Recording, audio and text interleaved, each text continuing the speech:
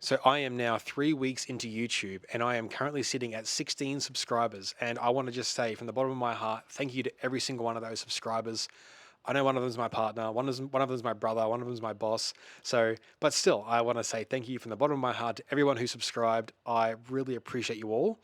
And I would love it if you could say hello in the comments and just say your name or anything that I can do so I can get to know who you are, because you will always be my OGs, my number one as this channel continues to grow.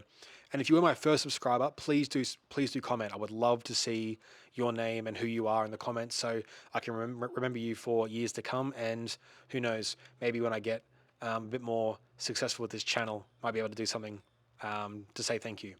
But yeah, on with the video. So this week I learned a very valuable lesson when learning Blender.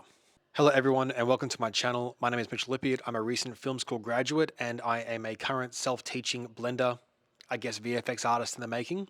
I am 3 weeks into learning Blender, and this is the channel where I document and vlog my progress from basically a beginner to somewhat of a professional, hopefully in a year or 2 or 3 years. So, in the last 3 weeks of learning Blender, I have done a lot of research when it comes to watching YouTube tutorials, when it comes to looking at how-tos, and just checking in on general vlogs and general just information when it comes to, teaching yourself Blender and VFX and that entire pipeline.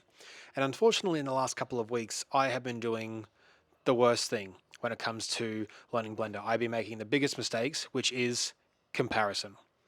I have been comparing myself from a complete beginner, had never touched Blender, had never looked at VFX or done any sort of compositing like that before. And I was looking at people who've been doing it for a year or 2 years, 3 years, and the work that they were putting out, which was just phenomenal. Absolutely unreal work. The things that you would just aspire to be able to create and you just want to be able to create one day. And the first thing that I did when I watched all that, I basically, why am I even trying? Why am I even doing this? I shouldn't even be doing this. I'm not cut out for Blender. I pretty much was like, well, may as well give up because I'm never going to get that good. And then about 2 seconds later, I was like, what the hell? Why would I think that? Why would I let that thought process get into my mind? Bit of an old sort of way of thinking, bit of a older sort of mentality that I used to have. And it would be more one of those things of like, all right, probably not going to be for me. I'm probably not going to be able to get that far ahead. Why would I even try? But then again, it's not hard. It's just new, which is what my boss has said before many times, which I love. It's not hard. It's just new. So I got back to editing the next day.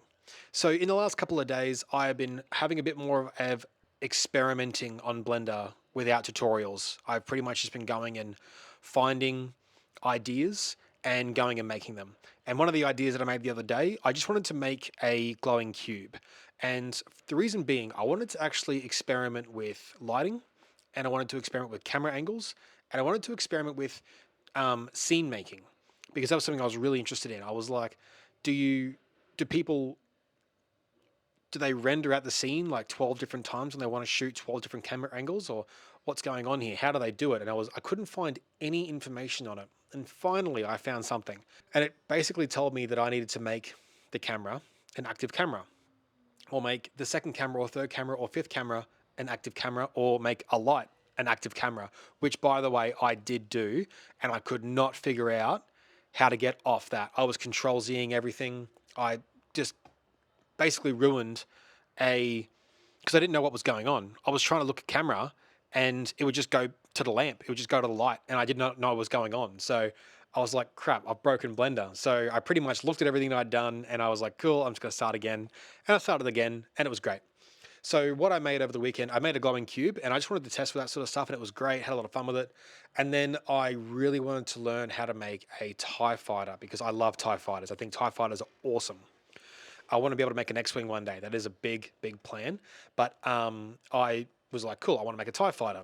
And I started making it and I pretty much got it down pat for the first couple of minutes. And then I was like, all right, I tried to do the maths to make the wing, the hexagon shape, by hand. I tried to do it by hand and I couldn't.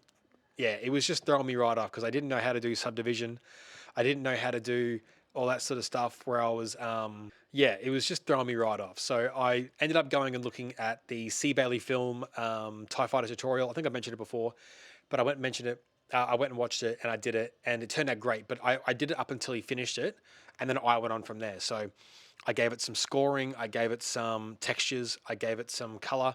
I really want to learn shading geometry. I really want to learn texturing nodes.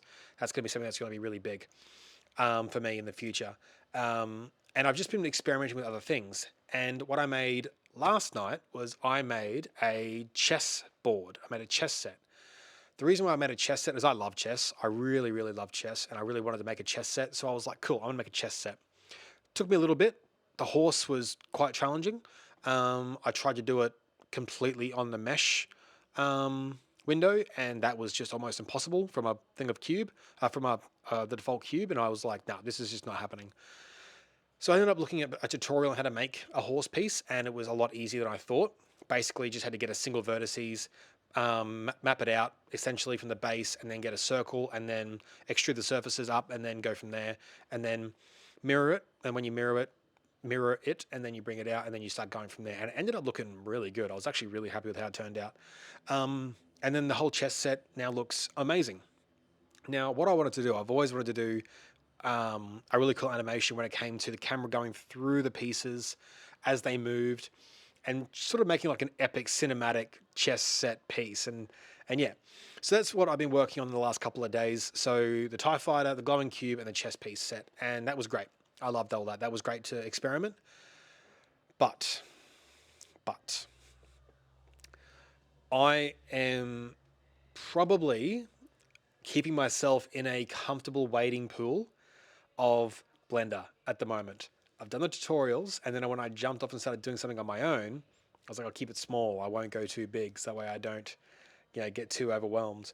And then I started thinking, no, I don't want to allow myself to be, just doing these small things. Like, I want to be able to get to the big stuff. I really want to be able to composite like a whole sci-fi world and a sci-fi scene, a space battle, and that's what I want to be able to make one day.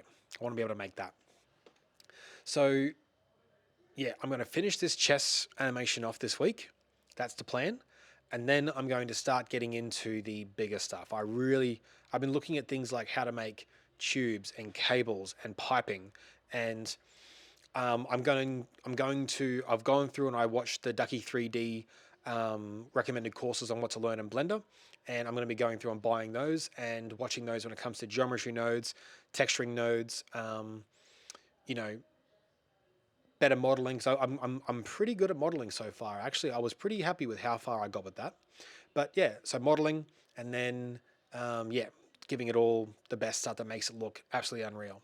My poor laptop, my poor Apple MacBook M1 Max chip laptop has just been cooking, getting this stuff out of here. I definitely need to get myself some money so I can buy myself a rendering PC. That is going to be the goal. That is the goal to get by Christmas, is a rendering PC. Yeah.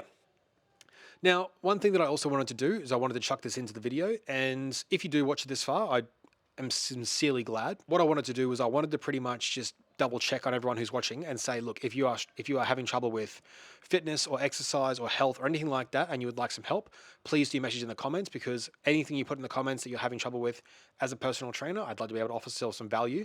So if you have any fitness questions or dietary questions or things like that, send them to in the comments and I'll answer them as best I can. And if not, I'll do the research for you and I'll come back and I'll make sure that you get the answers that you were looking for.